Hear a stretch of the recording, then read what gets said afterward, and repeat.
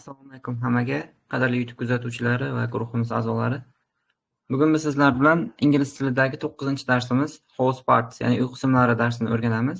Darsimiz bugun 2 turga bo'linadi. Birinchi turimizda uy qismlarini so'zlari va lug'atlari bilan tanishib chiqamiz. Keyingi qismimizda onlayn 3D uyni ko'rgan holatda, jonli uyni onlayn ko'rgan holatda kerakli so'zlarni qanday ishlatilayotganini ko'rib chiqamiz. Demak, birinchi navbatda vocabulary, ya'ni lug'at boyligi bilan tanishib olamiz. So'z boyligi bilan. Birinchi so'zimiz. Uyga kirishdan oldin demak gate. Talaffuz qilinishi gate hisoblanadi. Darvoza. Keyingi so'zimiz. Demak, yo'lak. Bu path. Path, ya'ni yo'lak degan ma'noni bildiradi. Yo'lak. Undan so'ng eshik, door.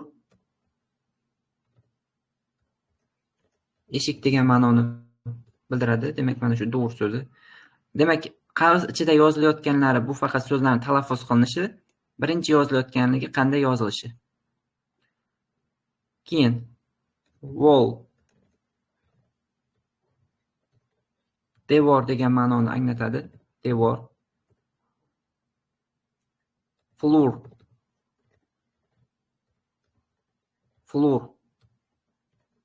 Pol.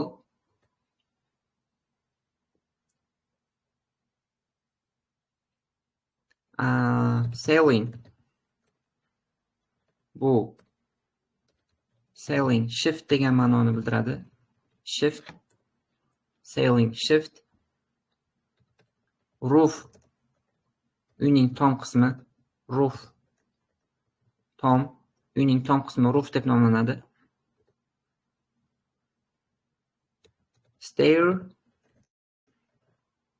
Talaffuz qilinishi stair hisoblanadi. Bu zina degan ma'noni bildiradi. Stair, zina. Davom etamiz. Demak, uyning alohida qismlaridan living room. Bu mehmonxona degan ma'noni bildiradi. Living room, mehmonxona. Bedroom.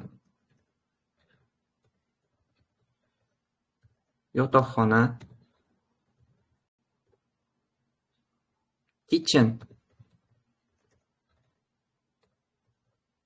Kitchen. Oshxona.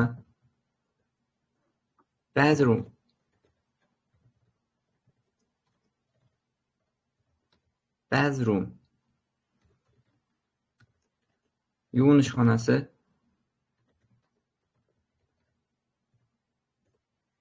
Demak, attic. Chordoq. Attic, chordoq. Garden.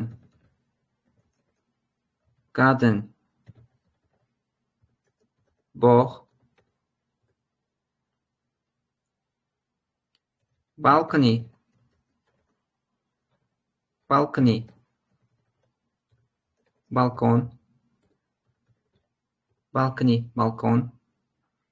Garage.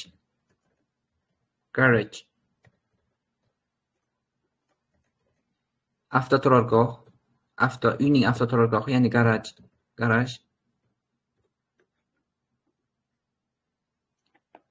Xo'p, bundan tashqari gilam.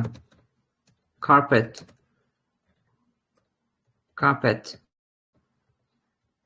Gilam hisoblanadi. Curtain.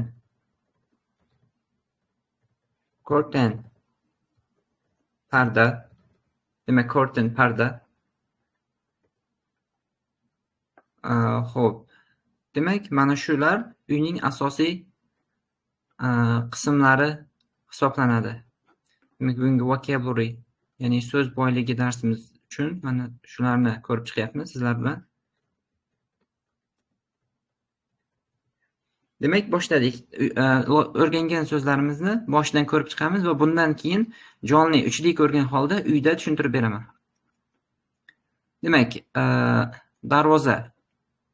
gate, yo'lak, pass, eshik, door, devor, wall, pole, floor, shift, ceiling, tom, roof, zina, stairs, stair, mehmonxona, living room, yotoqxona, bedroom, oshxona, kitchen, yuvinish xonasi, bathroom, chordoq, attic, bog', garden, balkon, balcony, garaj, garaj, gilam, carpet, gilam, carpet, parda, curtain. Bu uyning asosiy qismlari hisoblanadi.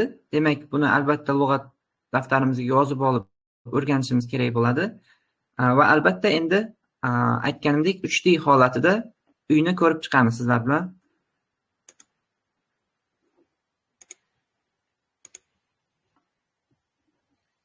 Xo'p, demak, mana bu yerda hozir sizlar bilan 3D uyni proyektini qilib chiqamiz. Ya'ni o'rganishimizni mustahkamlash uchun avvalambor mana walls and stairs, devor va zinalar. Shundan boshlaymiz. Demak, walls. Qanaqa tanlamoqchi bo'lsam, mana demak men devor tanlamoqchiman. Xo'p, mana boshlanishiga oddiyroq devor tanlaymiz. Mana bunaqa devor. Mana o'rnatyapman devorlarni. Yana devor tanlayman. Albatta men ishlayotganda ko'rib borishingizni maslahat beraman, sababi bundan so'ng o'zingizga vazifa bo'ladi, veb-saytni tashlayman, shunaqa uycha proyekt qilishni. Bu sizga juda ham yordam beradi o'sha mavzuni chuqur o'rganishga. Xo'p, mana devorlarni qilib boryapmiz. Va qiziqarli ham bo'ladi albatta siz uchun mana shu proyektni loyiha qilish, uyni loyihasini qilish. Albatta walls, ya'ni devorlarni o'rnatib chiqyapmiz. Mana ko'rishingiz mumkin. Xo'p, devorlarni o'rnatdik. Endi stairs. Zinalar. Albatta zina qo'yishimiz mumkin. Mana shu zinani tanlab oldik. Mana o'rnatyapmiz. Zina demak ikkinchi etajga chiqib ketish mumkin. Mana bu yerdan chiqib ketilishi mumkin. Xo'p, endi eshik qo'yishimiz mumkin. Door. Xo'p, mana bu eshikni tanlab olamiz. Door eshik edi. Door. Mana qo'ydik kirish joyiga. 3D decor. Mana bu chair deyiladi. Chair. Xo'p, buni kitchen deb oladigan bo'lsak, mana bu cooker, ya'ni pishirish deyiladi. Mana bundan o'rnatamiz. Mana bu yerga qo'ydik. Dekoratsiyamizni davom ettiryapmiz. Bathroom, yo lightning uchun stolcha kerakligimizga. Xo'p, mana bu armchair deyiladi. Armchair so'zning ma'nosi, ya'ni bu kreslo, ya'ni qo'lni qo'yib o'tiradigan bo'lsa, armchair deb olishimiz mumkin bo'ladi. Va bitta sofa ham qo'yib o'rnatamiz. Sofa.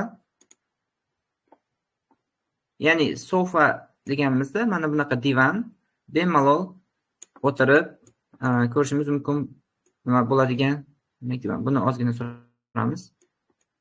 Bu yerga va buni aylantirgan holatda. Mana bunisi sofa. Hozir men qo'limda ko'rsatayotgan sofa. Buni bu yerga joylashtiramiz. Ana. Xo'p, demak, derazalar o'rnatishimiz mumkin.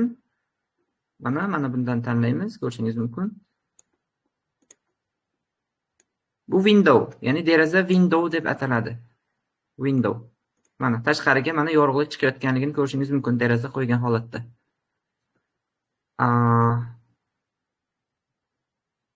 Okey. Plants and garden. Mana bu tree deyiladi. Garden uchun, ya'ni bog' qismi uchun o'rgandik lug'atda biz. Bog' qismi uchun mana shunaqa daraxtlardan tanlab olishimiz mumkin. Xo'p, hozir joylashtiramiz. Tree, ya'ni daraxt tree degan ma'noni bildiradi. Mana bu yerga mana qo'yishimiz mumkin. Mana soyasi tushib turibdi, ko'rishingiz mumkin. Juda zo'r proyekt va veb-sayt mana shu uy lug'atini juda ham yaxshi o'rganib olishingiz uchun yordam beradi. Albatta sinab ko'rishingizni maslahat beraman. Xo'p, yana mana bunaqa nimadan qo'yishimiz mumkin? Mana.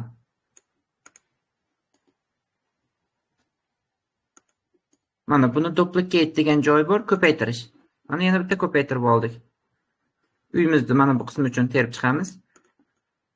Duplicate ni o'rganib olishingiz mumkin, ko'paytirish, duplicate. Ya'ni mana buni ustiga bosyapman. Tanladim. Duplicate, ko'paytiradi. Yana terib chiqaman. Tanladim, duplicate, ko'paytiradi. Mana terib chiqyapman. Juda yaxshi loyiha. Xo'p, dekoratsiyamiz uchun lightning. Lightning mana chiroq qo'yilsa, bu albatta tanlanadi. Ya'ni bu xo'p. Mana bunisini tanlaymiz.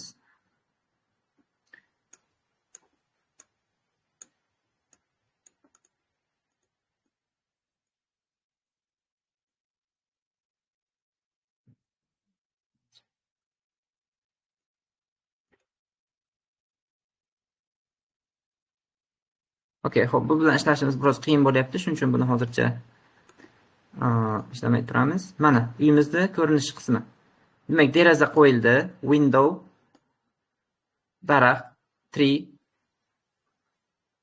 Mana bu yerda stairs, zinani ko'rinishi, stairs. Demak, mana bu sofa, armchair va door, eshik. Juda yaxshi, hozircha ko'rinishga kelyapti. Endi albatta ceiling tanlaymiz. Ya'ni yuqori qismi. Xo'p, oq bo'la qolsin. Oq qismidan, ya'ni shift qismi. Mana joylashtirib olishimiz mumkin. Okay. Xo'p, sizlar bilan floor ceiling. Mana bundan tanlab ko'ramiz. Okay. Ne oynarlikmikan bu? Mana ceiling. Xo'p. Floors. Bu pol qismiga bo'lar ekan. Tushunarli. Floor pol degani sizlar bilan ko'rdik. Okay. Tom qismini qidirib topishimiz kerak biz. Wheel stairs. Yana mana bu panjaralar ham bor. Mana bu fence deb nomlanadi ingliz tilida, fence. Mana buni mana bu yoqqa torsak kattarishi mumkin. Fence mana yopib qo'yamiz uyimizni. Duplicate ni bossak yana bir marta ko'payadi. Mana bu yerdan oldim, mana bunaqasiga yopishim mumkin uyga. Mana ko'rishingiz mumkin. Hozircha mana shu loyiha bilan ishlashimiz mumkin. Men sizga mana shu 3D uyni proyektini qiladigan saytni linkini tashlayman. Mana shu yerda uyni lug'atlarini o'rgangan holda chap tomonda mana foydalanishingiz mumkin bo'lgan so'zlar bor. Mana o'rgangan so'zlaringiz orqali uyni qismlarini terib borishingiz mumkin va albatta chiroyli uy yasagan holatda tashlaysiz degan umiddaman. E'tiboringiz uchun katta rahmat.